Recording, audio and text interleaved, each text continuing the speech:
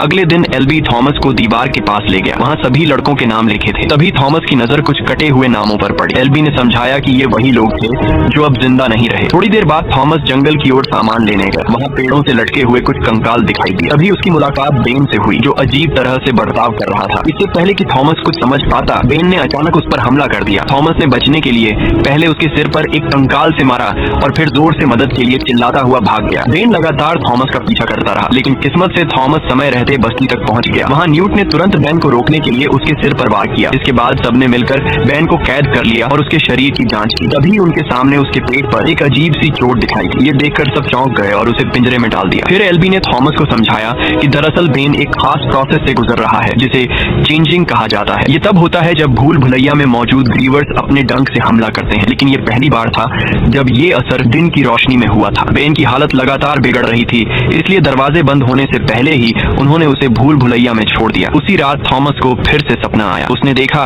कि वही औरत उस लैब में मौजूद है। इस बार उसके सपने में एक लड़की भी नजर आई, जो उसी एक्सपेरिमेंट का हिस्सा थी। सुबह होते ही थॉमस ने देखा कि एल्बी रनर न होते हुए भी भूल भुलैया के अंदर गया था। न्यूट ने बताया कि एल्बी असल में बेन के पैरों के निशानों को फॉलो करने गया है, ताकि पता चल सके कि उसे आखिर दशा कहाँ गया था। साथ ही उसने ये भी बताया कि सबसे पहले इस जगह पर एल्बी ही आया था। लिफ्ट से बाकी लोगों के आने से पहले उसने यहाँ पूरा 1 महीना अकेले बिताया था। शाम होते होते सब चिंता में डूबे थे, क्योंकि एल्बी और रनर्स अभी तक वापस नहीं लौटे थे। सभी दरवाजे के पास खड़े होकर उनका इंतजार कर रहे थे। तभी उन्होंने मीनो को आते देखा, जिसने अपने कंधे पर जख्मी एल्बी को उठाया हुआ था, लेकिन दरवाजे बंद होने ही वाले थे। ये देखकर सब घबरा गए, पर थॉमस ने बिना कुछ सोचे समझे दरवाजे की ओर दौड़ लगाई और भूल भुलैया के अंदर घुस गया। उसके अंदर पहुंचते ही दरवाजा बंद हो गया। वहां जाकर थॉमस ने जैसे ही एल्बी को देखा, वो तुरंत समझ गया कि एल्बी को भी ग्रीवर ने दस लिया है। मीनो को एल्बी को बचाना था, लेकिन उसकी हालत बिगड़ती ही जा रही थी। मजबूरी में मीनो ने उसे बेहोश कर दिया। तभी दोनों ने ग्रीवर्स के आने की आवाज सुनी। मीनो ने कहा कि अब कोई उम्मीद नहीं है, जिसे दस लिया वो कभी नहीं बचता। लेकिन थॉमस हार मानने वालों में से नहीं था। उसकी नजर दीवार पर उगे हुए पौधों पर पड़ी। उसने मीनो की मदद से एल्बी को उन बेलों के बीच लटका दिया। जैसे ही वो इसे पूरा कर रहे थे, एक ग्रीवर बिल्कुल पास आ गया। मीनो घबराकर वहां से भाग गया, लेकिन थॉमस ने हिम्मत नहीं छोड़ी। उसने जल्दी से एल्बी को टांग दिया और खुद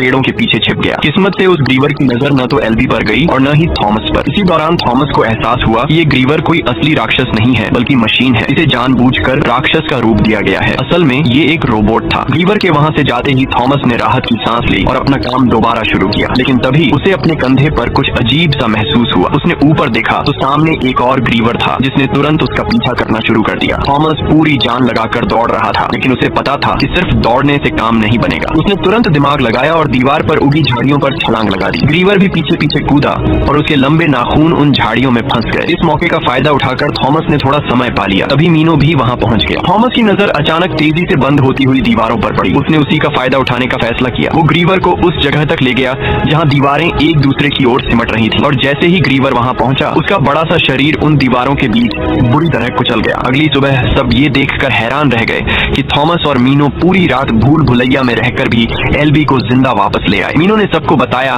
कि थॉमस की प्लानिंग की वजह से ही वो लोग एक ग्रीवर को मार पाए। कुछ देर बाद एक मीटिंग बुलाई गई। जैली चाहता था कि नियम तोड़ने के लिए थॉमस को सजा मिले, लेकिन मीनो और बाकी सबका मानना था कि थॉमस को रनर बना देना चाहिए, क्योंकि वो काबिल है।